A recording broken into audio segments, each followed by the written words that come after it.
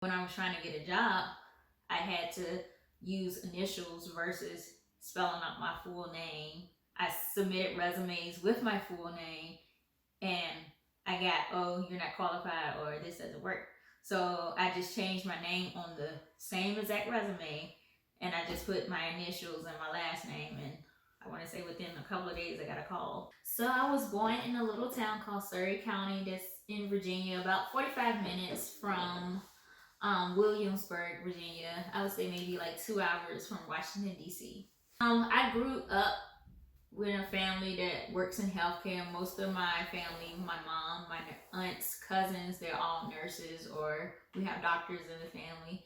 So I decided to follow my mom's footsteps and become a nurse. So I've been a nurse for 6.5 years, going on 7, but I've been in healthcare for like 10 or 11 years.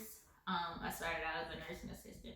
Hospitals, I would say I've worked in 2 since starting my nursing career, 1 in Virginia and 1 here in Colorado Springs.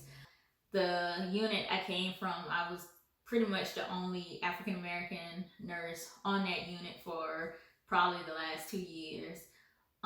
And then currently in the operating room, you don't see too many women of color. I would say maybe 3 that are nurses, including myself. For the most part, I haven't had any of my managers or coworkers treat me any different.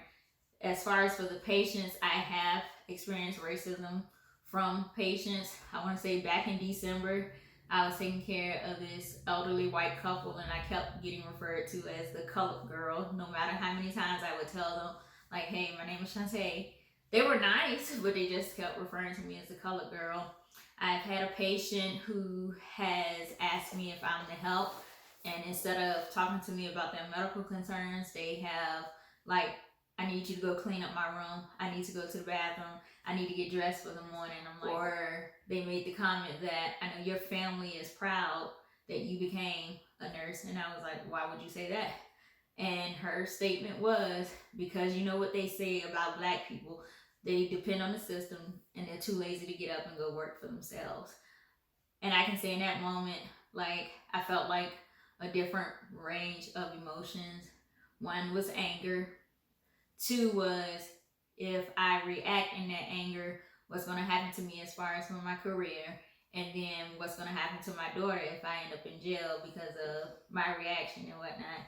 So I held it together, but once I left out of that patient's room, I did go and cry, because it's sad that in the 20th century we're still dealing with stuff like this. They don't understand the things, the struggle that African American people go through.